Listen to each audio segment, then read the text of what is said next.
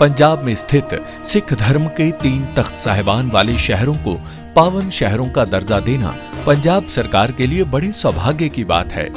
ये शहर है श्री अमृतसर साहिब, श्री आनंदपुर साहिब और तलवंडी साबो। ਇਹ ਤਿੰਨੋਂ ਤਖਤਾਂ ਦੇ ਸ਼ਹਿਰਾਂ ਨੂੰ ਪੰਜਾਬ ਦੇ ਅਧਿਕਾਰਤ ਪਵਿੱਤਰ ਸ਼ਹਿਰ ਵਜੋਂ ਐਲਾਨ ਕਰਨ ਦਾ ਫੈਸਲਾ ਕੀਤਾ।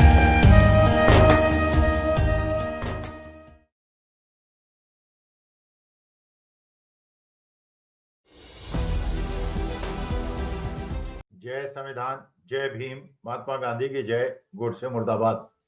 एक समय में हमारे देश के चुनाव आयोग की पूरे विश्व में प्रतिष्ठा थी और सब लोग मानते थे कि हमारे देश के चुनाव आयोग इतने ज्यादा निष्पक्ष होते हैं कि लोग हमारे देश के चुनाव आयुक्तों को अपने देश में बुलाया करते थे कि चुनाव करा दो। पिछले 11 साल से जब से मोदी जी आए हैं, जिस प्रकार से नियम परिवर्तन करके अपने लोगों को हर संस्था में बिठा रहे हैं, जो आरोप राहुल गांधी भी लगाते हैं और जो आरोप भारतीय जनता पार्टी और मोदी जी को बहुत ज्यादा खराब लगता है, वो आरोप भी अब सिद्ध हो रहे हैं। जब राहुल गांधी ने ये मुहिम उठाई और ये कहा कि वोट चोरी देश के अंदर हो रही है और वोट चोर गद्दी छोड़ का नारा उन्होंने लगाया और बिहार के अंदर उसके लिए यात्रा की और लाखों लोग सड़कों पे उतरे, लेकिन चुनाव जीत गया भारतीय जनता पार्टी का गठबंधन एनडीए। अच्छा, ये पता चल गया था महाराष्ट्र के अंदर भारतीय जनता पार्टी को कि जिस प्रकार से लोकसभा के अंदर चुनाव संपन्न हुए और जिस प्रकार से महाविकास अघाड़ी और महायुति को पार्लियामेंट की सीटें मिली, ये महाराष्ट्र उनके हाथ से निकल जाएगा। और महाराष्ट्र एक ऐसा राज्य है जहां पैसा बहुत है, फाइनेंशियल कैपिटल है देश की मुंबई। भारतीय जनता पार्टी ये चाहती नहीं थी, तो उन्होंने फिर उसके बाद अपने दांव खेलने शुरू किए, पुराने दांव बदले और नए दांव उन्होंने खेलने शुरू किए। हरियाणा में, दिल्ली में, महाराष्ट्र में जो हुआ वो आपने देखा। बिहार चुनाव के पहले एसआईआर कराया गया और एसआईआर में सारे विपक्षी दलों के आपत्तियों को दरकिनार करते हुए जिस प्रकार से एसआईआर कराया गया और एसआईआर में सबके मीटिंग्स में जब वो गए ज्ञानेश कुमार गुप्ता जी के पास या राजीव कुमार अग्रवाल जी के पास, जब भी चुनाव आयुक्तों के पास गए, उन्होंने ऐसा व्यवहार किया जैसे वो निष्पक्ष अंपायर नहीं है, वो भारतीय जनता पार्टी के कोई कार्यकर्ता हो और उनकी एक्सटेंडेड आर्म। ये मुद्दा बहुत ज्यादा गर्म हो गया। अब ये एसआईआर इन्होंने बाकी स्टेट्स और यूनियन टेरिटरीज में कराने का आदेश दे दिया। उत्तर प्रदेश में हो रहा है, वेस्ट बंगाल में हो रहा है और इस प्रकार से एक ऐसी रणनीति उन्होंने बना ली कि किस प्रकार से भारतीय जनता पार्टी को चुनाव जिताया जाए। लेकिन अभी तक लोगों को प्रूफ नहीं मिल रहा, लोगों को इस बात का कोई प्रमाण नहीं मिल रहा था कि सही में एसआईआर में बेईमानी कैसे हो रही है और क्या कर रही है भारतीय जनता पार्टी। धीरे धीरे अब इस बात की परतें खुलनी शुरू हो गई हैं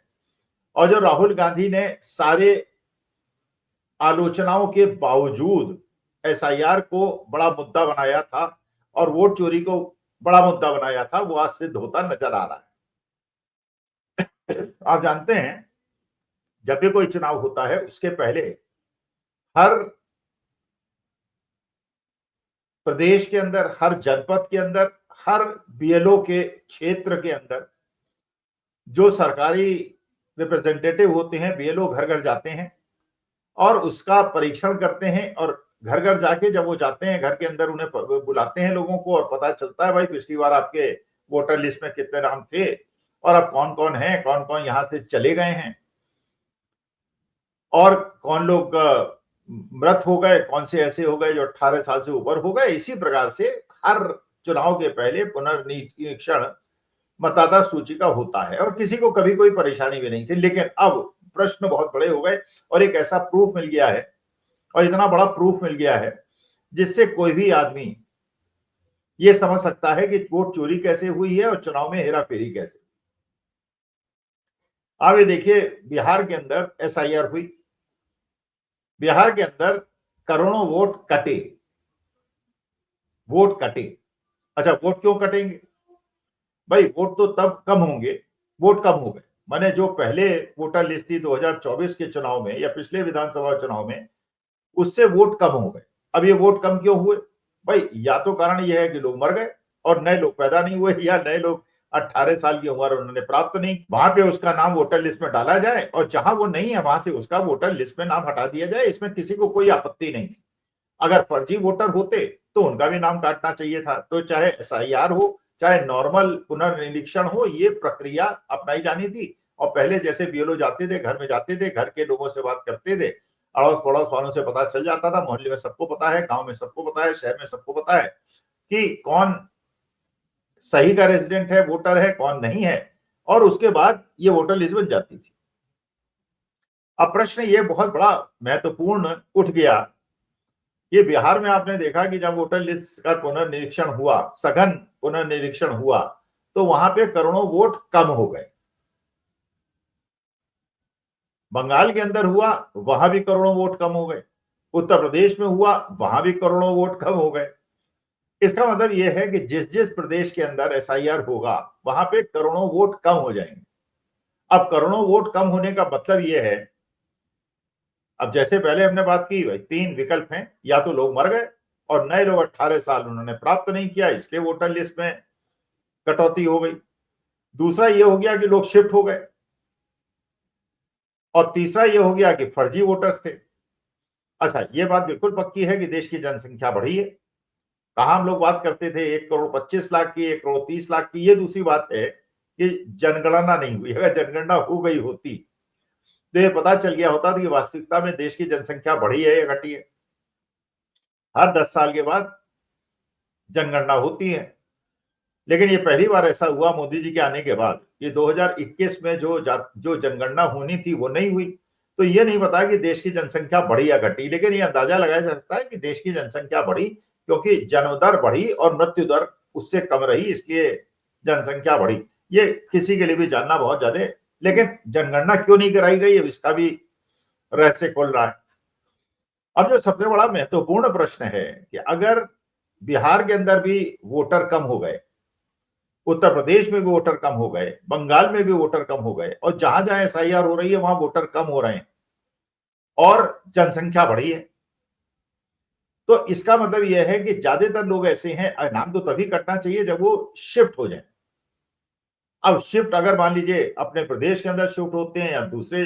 प्रदेशों के अंदर चले जाते हैं, और हर जगह एसआईआर हो रही है, कम से कम आज के तारीख में चुनिंदा 12 जगह तो एसआईआर हो ही रही है। तो मान लीजिए ये उत्तर प्रदेश के लोग रोजगार ढूंढने के लिए गुजरात चले गए, या महाराष्ट्र चले गए, या तमिलनाडु चले गए, या बंगाल चले गए। तो अगर उत्तर प्रदेश में, क्योंकि उनके 2 जगह वोट थे कि जहां के रहने वाले थे वहां भी उनका वोट बना हुआ था, और जहां शिफ्ट हो गए वहां भी उनका वोट बना हुआ था, एक जगह उनका अगर वोट कटना था तो उत्तर प्रदेश से उनका वोट अगर कट गया था इसलिए कि वो बंगाल जाके नौकरी कर रहे थे, तो बंगाल में वोटर कुछ बढ़ने चाहिए थे और उत्तर प्रदेश में कम होने चाहिए थे, बिहार में कम होने चाहिए थे और गुजरात में और महाराष्ट्र में बढ़ने चाहिए थे, माने कहीं पे। लेकिन अब जो प्रूफ मिल रहा है वो तो ये मिल रहा है कि हर प्रदेश के अंदर जहां एसआईआर हो रही है वहां पे वोटर लिस्ट छोटी हो रही है, वोटर्स के नाम कम हो रहे हैं। अब वोटर्स के नाम अगर बिहार में भी कम हो रहे हैं, उत्तर प्रदेश में भी कम हो रहे हैं, तमिलनाडु में भी कम हो रहे हैं, बंगाल में भी कम हो रहे हैं, गुजरात में भी कम हो रहे हैं, केरला में भी कम हो रहे हैं, तो इसका मतलब यह है, और जनसंख्या कम हुई नहीं। तो जनसंख्या नहीं कम हुई, इसका माने 2 ही विकल्प बचते हैं, या तो यह है कि जिन लोगों के शिफ्ट किए हैं उन्होंने मकान, तो जहां से उनका शिफ्ट किया उन्होंने वहां से तो उनका नाम कट गया एसआईआर में, क्योंकि उन्होंने फॉर्म भर के वापस नहीं दिया, लेकिन जहां वो चले गए वहां पे उनका नाम ऐड नहीं हुआ। तो अगर नाम कट जाएगा उत्तर प्रदेश में तो उत्तर प्रदेश में नाम लिस्ट कम हो जाएगी, लेकिन अगर वो तमिलनाडु चले गए तो तमिलनाडु में बढ़ जाना चाहिए था, नहीं बढ़ा इसलिए कि उनका नाम ऐड नहीं हुआ, क्योंकि उन्होंने किया कि जिन लोगों के पुरानी लिस्ट में नाम थे उनके ही नाम उनको फॉर्म दिए, उनके फॉर्म में जो आ गए या जो नहीं आए, भाई जब शिफ्ट कर जाएगा तो उनका नाम कैसे वापस आएगा, और उनके फॉर्म वापस नहीं आएंगे तो उनके नाम कट जाएंगे। तो ये परिस्थिति बन गई आज देश के अंदर कि जहां पे पिछले वोट जो 2024 में हुआ था या 2019 में लोकसभा के चुनाव हुए थे, उससे वोटर लिस्ट पूरे देश के हर प्रदेश के अंदर कम हो गई। कम कैसे हो सकती है, बराबर होनी चाहिए, एक जगह कम होगी तो एक जगह ज्यादा होनी चाहिए, कहीं ज्यादा होनी चाहिए, कहीं कम होनी चाहिए, कम वहां पे होने चाहिए जहां से लोग नौकरी करने दूसरी जगह शिफ्ट होते हैं, और बढ़नी वहां चाहिए जहां पे लोग नौकरी ढूंढने आते हैं। तो ये बात तो मानी जा सकती थी कि महाराष्ट्र में बढ़ जाए,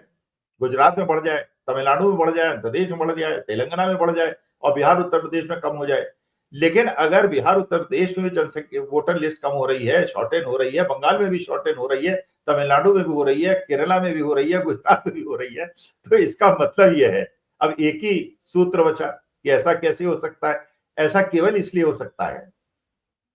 कि जो पहले चुनाव हुए हैं 2019 2024 के, और 11 साल में जो भी विधानसभा और लोकसभा के चुनाव हुए हैं, उस सारे के सारे चुनाव फर्जी हुए हैं और फर्जी वोटर लिस्ट पे हुए हैं। अच्छा, इसमें भी एक बहस छिड़ी हुई थी कि ईवीएम गड़बड़ है या वोटर लिस्ट गड़बड़ है। शुरू में विपक्षी दल और जनता को लगता था ईवीएम में कोई गड़बड़ी है, और ये लोग कहते थे नहीं, ईवीएम में कोई गड़बड़ी नहीं है, तो केवल कैलकुलेटर है। लेकिन अगर ईवीएम में गड़बड़ी नहीं भी है और वोटर लिस्ट ही गलत है, और वोटर लिस्ट में जिसका बनाया आपने नए लोगों का नाम जोड़ दिया और जिसका बनाया काट दिया, इस प्रकार से और एसआईआर के बाद भी वही परिस्थिति बन रही है, ये पूरे हिंदुस्तान के हर प्रदेश के अंदर वोटर लिस्ट छोटी हो रही है। इसका मतलब यह है कि जितने चुनाव अभी तक हुए हैं वो फर्जी हुए, और इसीलिए ये नारा जो आज के तारीख में सबसे ज्यादा जोर पकड़ रहा है कि वोट चोर गद्दी छोड़, अब वो प्रूव हो रहा है, क्योंकि हर जगह वोटर लिस्ट कम हो रही है, बढ़ कहीं नहीं। इसका मतलब पुराने जितने चुनाव हुए हैं, जो भी उसमें चुनाव आयोग के लोग जाते थे, बीएलओ से पता चलाते थे, वो सब फर्जी था। और ये भी इसीलिए कहा गया है उत्तर प्रदेश के अंदर योगी आदित्यनाथ द्वारा कि जो 4 करोड़ वोट कटे हैं, इसमें 75% हमारे हैं। अखिलेश यादव भी ये कह रहे हैं, क्योंकि इसका मतलब जो पिछला चुनाव हुआ था विधानसभा का उत्तर प्रदेश में, और जो लोकसभा का चुनाव हुआ था, उसमें करोड़ों वोट भारतीय जनता पार्टी ने फर्जी डलवाए थे, जो अब कम हो रहे हैं, और ये कारण नहीं है। अच्छा, अब शिफ्टिंग के मामले में भी एक चीज पकड़ में आ गई। जैसे मैं कल सुन रहा था एक चैनल में, गुरदीप सिंह सप्पल जो कांग्रेस के प्रवक्ता हैं और कांग्रेस के अच्छे प्रतिष्ठित नेता हैं, वो चैनल के अंदर उन्होंने कहा कि उन्होंने साहिबाबाद से शिफ्ट किया नोएडा, और उन्होंने खुद अपना प्रार्थना पत्र दे दिया साहिबाबाद के अंदर कि मेरा नाम वोटर लिस्ट से काट दिया जाए। वहां तो कट गया, लेकिन जब वो नोएडा शिफ्ट हो गए, नोएडा में जाके उन्होंने बीएलओ से संपर्क साधा और उससे कहा कि भाई मैं शिफ्ट होके आया हूं साहिबाबाद से, यहाँ मेरा वोटर लिस्ट में नाम जुड़वा दो। तो बीएलओ ने कहा कि साहब, चुनाव आयोग के निर्देश के अनुसार हमारे पास कोई ऐसा निर्देश ही नहीं है कि जो लोग शिफ्ट हुए के आए हैं उनका नाम जुड़वाएं। उन लोगों का तो है जो फॉर्म 6 के माध्यम से नए लोग ऐड हो सकते हैं, लेकिन शिफ्टिंग का कोई कॉलम नहीं है और शिफ्टिंग के कोई नियम नहीं है। उन्होंने कोर्ट भी चुनाव आयोग के नियमों को कोट किया। इसका मतलब यह है कि ज्ञानेश कुमार गुप्ता जो अभी तक कहते आए कि साहब चुनाव आयोग की सारी प्रक्रिया, तो अभी एक ऐसा सूत्र पकड़ में आ गया, बल्कि 2 सूत्र पकड़ में आ गए कि पूरे हिंदुस्तान के अंदर, हर देश के अंदर वोटर लिस्ट कम हो रही है, छोटी हो रही है। इसका माने या तो पॉपुलेशन कम हुई, जो हुई नहीं। इसका मतलब यह है कि एक कारण ये कि उसमें पहले चुनाव जितने भी हुए हैं सारे फर्जी हुए हैं, इसलिए उनको दोबारा कराए जाने की आवश्यकता है, या जिन लोगों ने मकान शिफ्ट कर लिया है, जहां से कटा उनका नाम कट गया और जहां गए वो नहीं जुड़ा। और ऐसे लोगों में सफरर कौन है? वो गरीब लोग हैं, वो लोग हैं जो कि नॉर्मली मजदूरी करने के लिए विकसित राज्यों में जाते हैं, अविकसित राज्यों से। और इसका खामियाना उन प्रदेशों जो गरीब हैं और जो अमीर क्षेत्र हैं उनको, क्योंकि वो शिफ्ट होके आए, वहां उनका वोटर लिस्ट में नाम नहीं आएगा, लेकिन जहां से शिफ्ट होके गए वहां उनका वोटर लिस्ट से नाम कम हो जाएगा। तो ये बड़ी परिस्थिति बनी जो सप्पल जी ने कहा। और जो ये अगर चुनाव आयोग के खिलाफ अब केरला और तमिलनाडु और वेस्ट बंगाल, ये लोग सब लोग कोर्ट चले गए हैं, सुप्रीम कोर्ट चले गए हैं। और अगर ये बात प्रूव होती है कि पूरे हिंदुस्तान के अंदर, हर प्रदेश के अंदर एसआईआर में वोटर लिस्ट छोटी होती जा रही है, और अगर चुनाव आयोग के कानून के अंदर शिफ्ट होने के बाद आपका नाम ऐड करने का कोई रूल ही नहीं है, कोई प्रोविजन ही नहीं है, ये बहुत गंभीर विषय है। और मुझे लगता है कि राहुल गांधी की जो मुहिम थी वो रंग ला रही है, और ये बात प्रूव हो रही है कि देश के अंदर जितने भी चुनाव अभी तक हुए हैं वो सब वोट चोरी से हुए हैं, चाहे वो हरियाणा हो, चाहे वो महाराष्ट्र विधानसभा हो, चाहे वो दिल्ली विधानसभा हो। और चुनाव आयुक्त को अब जवाब देने के लिए ये सारे पुराने चुनाव को निरस्त करके नए चुनाव कराने चाहिए, और सुप्रीम कोर्ट की निगरानी में कराने चाहिए, और ये पता चलाना चाहिए। और एसआईआर के अंदर जो हेरा फेरी हुई है, बिहार के अंदर भी कराने चाहिए और जो ये SIR में हेरा फेरी हुई है इसको रेक्टिफाई करना चाहिए। नमस्कार, धन्यवाद और प्रणाम।